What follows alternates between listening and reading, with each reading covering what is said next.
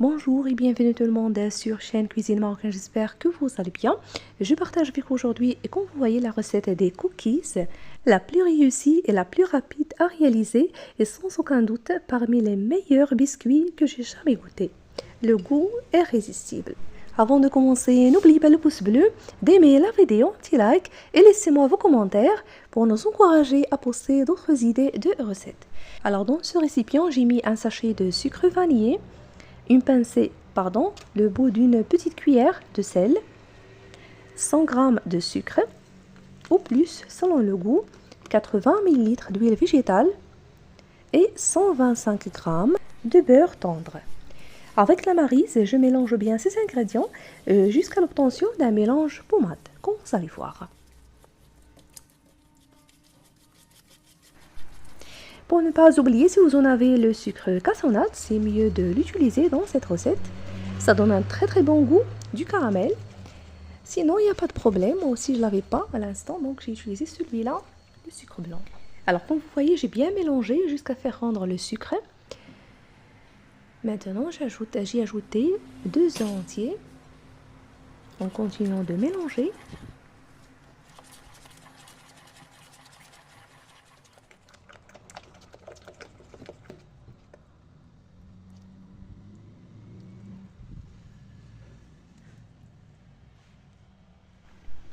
Maintenant, j'ajoute la farine blanche de blé, tamisée.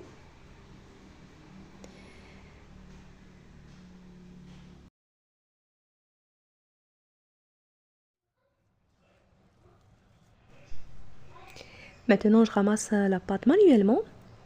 Pas besoin de la pétrir comme toutes sortes de pâtes à sabler. Sans oublier d'ajouter un sachet de levure chimique, l'équivalent de 8 g. Et puis les pépites de chocolat que j'ai gardées au congélateur avant de commencer la préparation.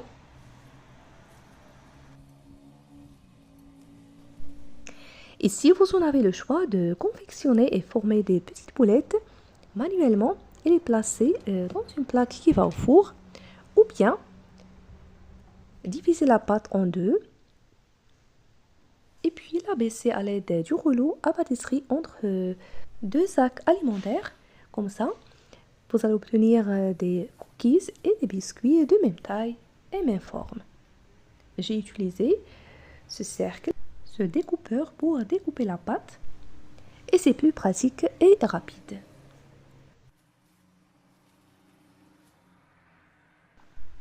Et voilà. Une fois terminé, placez-les dans une plaque qui va au four chemisée de papier cuisson. Et pour les chutes de pâte restantes, je les ramasse, puis je les étale de nouveau.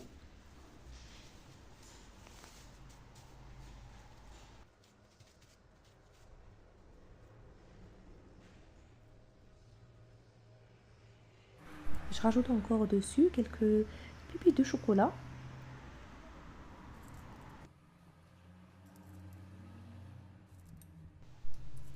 Entre-temps, j'ai mis mon four à chauffer à 180 degrés et c'est parti pour une cuisson d'environ 25 minutes en surveillant.